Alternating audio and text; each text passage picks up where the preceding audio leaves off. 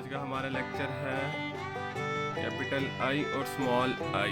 ठीक है स्टूडेंट्स, तो चले कंटिन्यू करते हैं। इसमें मैं आपको बता दूं कि हमारे पास 2 शेप्स हैं। चले कंटिन्यू करते हैं। लाइक जो हमारे प्रीवियस अल्फ़ाबेट्स हैं उनके लिए हमने नोड लगाया था, कैपिटल आई के लिए भी यहीं पे नोड लगेगा। ठीक है, नोड लगाने के बाद हम यहाँ से आगे जाते हैं एंगल में। ठीक है, ये देखें तिरछा है। ठीक है, एक एंगल के अंदर जा रहा है ये अल्फ़ाबेट।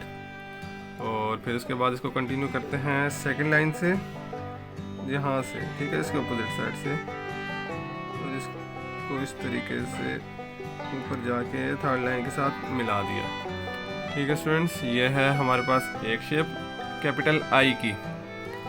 और सेकंड शेप में जिस तरह हम पिछले अल्फ़ाबेट्स को लिख रहे हैं इसी तरीके से यहाँ से ई बनाते हुए जाएं, एंगल में चले गए। ठीक है स्टूडेंट्स, एंगल में जाने के बाद जिस तरीके से हमने इसको लिखा है इसी तरीके से हमने इसको भी लिखना है। ठीक है स्टूडेंट्स,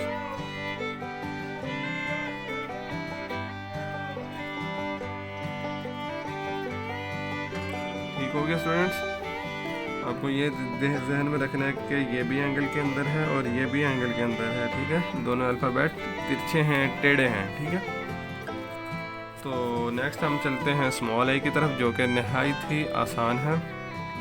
इसको भी लिखने के 2 तरीके हैं। अगर हम इसको सिंगल लिखते हैं तो हम ऊपर से नीचे आ जाएंगे, और ये हमने इसको एंगल में बना दिया। ठीक है, और यहाँ पे एक हम नोड लगा देंगे फर्स्ट और सेकंड लाइन के सेंटर में। ठीक है स्टूडेंट्स, नोड को हमने याद रखना है कि थोड़ा सा डार्क लगाएंगे ताकि ये नज़र आए और ख़ूबसूरत लगे। ठीक है, अगर मैं आपको समझाता चलूँ कि अगर हम इसको यहाँ पे एक हल्का सा इस तरह लगाएंगे तो ये इतना अच्छा नहीं लगेगा। ठीक है, तो इसीलिए हम इसको थोड़ा सा डार्क लगाएंगे ताकि ये नज़र आए। ठीक है, और ये बहुत अच्छा लगता है जो डार्क होता है नोट। तो चलें कंटिन्यू करते हैं सेकंड शेप की तरफ। क्विक वे, हमने इसको नीचे से ही टेल से ही शुरू करना है स्टूडेंट्स।